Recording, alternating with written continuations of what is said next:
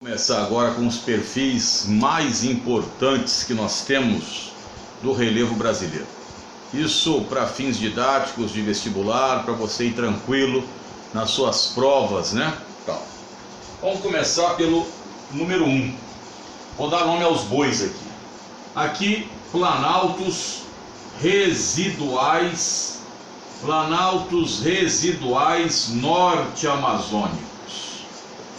Tá? Para te facilitar a vida, para você ficar feliz. Amazônicos. Depois, o número 2, você pode colocar com o nome de depressão amazônica. Depressão amazônica. O número 3, por sua vez, professor, tem dois número 3 e tem dois número 2, porque a depressão amazônica e os dois número 3 é a mesma unidade de relevo, né, meu filho? Então aqui é o planalto da Amazônia Oriental. Isso aqui, quando cai em prova, derruba o aluno, hein? Depois, nós temos o item 4, a planície do Rio Amazonas. A planície do Rio Amazonas. Aí vamos para o número 5, onde eu vou dar dois nomes a ele. Chapada dos Parecis. Chapada dos Parecis, tá? E planaltos residuais sul-amazônicos. Por que, professor, só deu dois nomes aqui? Porque depende de onde, né, da longitude que você estiver, você passa pela Chapada dos Parecis ou não. E aqui, meu filho, nós vamos colocar o seguinte: isto aqui é como se tivesse um perfil cortado norte-sul. Se você estiver mais a oeste, você corta a Chapada dos Parecis. Se estiver mais para leste, provavelmente, ou tiver numa direção, por exemplo, de noroeste, sudeste, você corta os planaltos residuais sul-amazônicos. Então vamos lá, filho, falar o que caracteriza cada unidade dessa de mais importante. Os planaltos residuais norte-amazônicos é chamado também de ex-planalto das Guianas, filhão. Ex-planalto das Guianas. Então aqui, formado por terrenos sedimentares e principalmente cristalinos. Ok? Terrenos sedimentares e cristalinos. Nós temos aqui, né, as maiores altitudes do Brasil. E você sabe que pelas novas medições, nós não encontramos nenhuma altitude com 3.000 metros. Então, o Pico da Neblina, que tem 2.993 metros, mais ou menos, 94, e o Pico Roraima.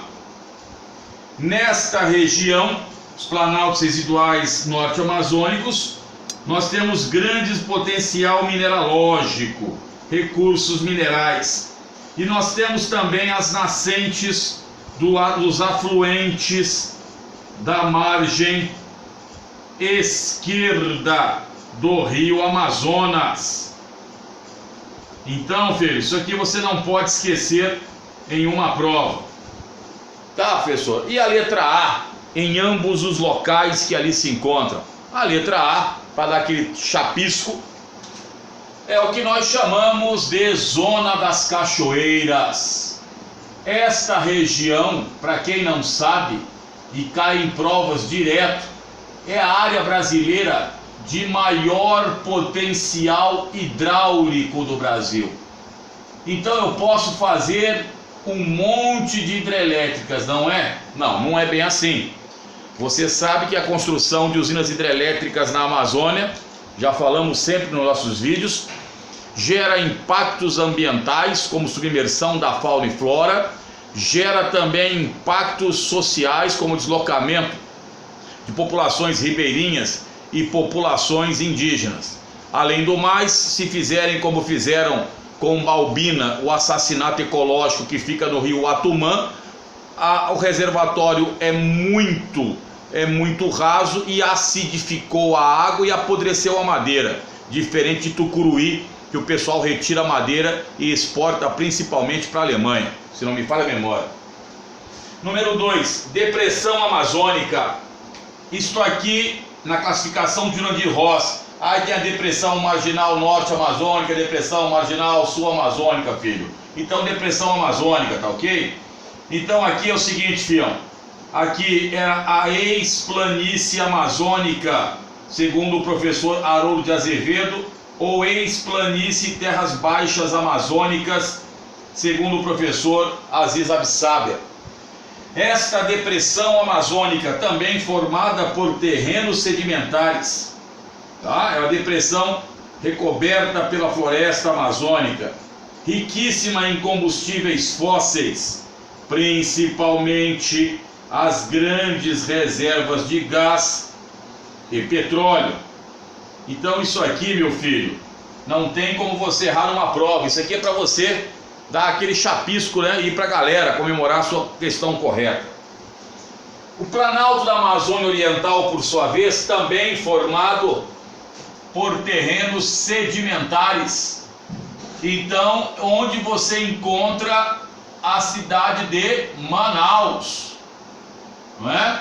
Esse planalto, ele tem uma largura de, ele acompanha, a largura dele não é muito extensa, mas ele vai acompanhar durante algumas centenas de quilômetros o rio Amazonas até a sua foz. Antes era classificado também como planície amazônica. Ah, e antes que eu esqueça, 4, planície do rio Amazonas. Segundo o professor Ross, ela era 5% da planície original. Na realidade, esta planície ela é formada por terrenos sedimentares que nós chamamos de holocênicos, terrenos muito recentes, tá? Então, fica nas margens ali, na área praticamente de várzea do Amazonas. Depois nós temos a letra A aqui, a mesma coisa, e aí começa a Chapada dos Parecis e planaltos residuais sul-amazônicos, filhão.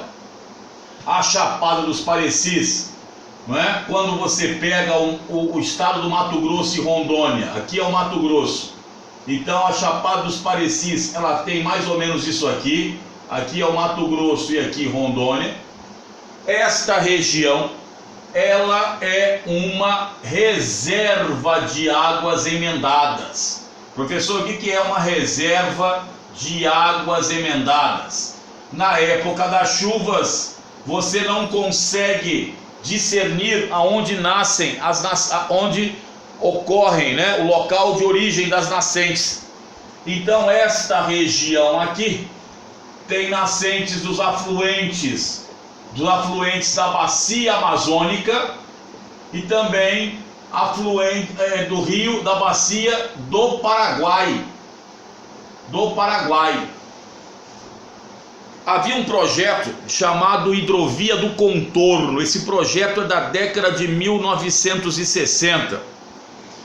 E também há o grande projeto chamado Caracas-Buenos Aires. E a hidrovia do Contorno sairia do rio Amazonas até o Prata, e a hidrovia Caracas-Buenos Aires também poderia pegar ali até o Prata. E o que nós temos a ver com a Chapada dos Parecis? O projeto é fazer obras de construção aqui que possibilitem que as embarcações, assim, mais ou menos uma analogia como o Canal do Panamá, elas possam passar e ter uma hidrovia que seria a maior da América.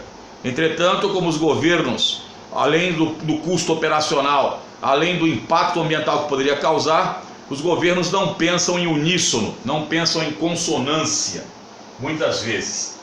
Depois, meu filho, então isso aqui também é a Chapada dos Parecis, formada por terrenos sedimentares, e nós encontramos aqui a famosa Mata de Poaia, ou Ipeca, ou Ipecacuanha. Essa mata aqui, ela é bem disputada pelas indústrias farmacêuticas. Por quê? Porque existe a Ipeca ou Ipecacuanha, é uma planta da qual se retira a imetina. Substância essa utilizada em remédios antieméticos, ou seja, remédios contra vômitos. E aqui os planaltos residuais sul-amazônicos, que também tem terrenos sedimentares, mas também terrenos cristalinos. Então aqui você, por exemplo, tem uma grande província mineralógica brasileira, a Serra dos Carajás, rica em ferro, cobre, manganês, ouro, fica no sudeste do Pará. Então, meu filho, com isto aqui, né, você pode muito bem elaborar uma questão no seu vestibular e agradecer ali, né, a esta bendita lousa da lenda para você de grátis. Fala conosco, tamo junto, fião. Não procrastine, ou seja, não adie. Não é porque uma coisa é de graça que ela não presta, filhão. Começa a mudar esse seu conceito aí. Quem dera se eu tivesse, na minha época de ensino, o acesso que vocês têm à informação. Teria evitado comprar muitas revistas e ficar muito tempo em biblioteca. Poderia ter adquirido em casa com mais tranquilidade. Mas estamos juntos, fião. Já Elvis, dá paradinha louco Abreu pra nós aí.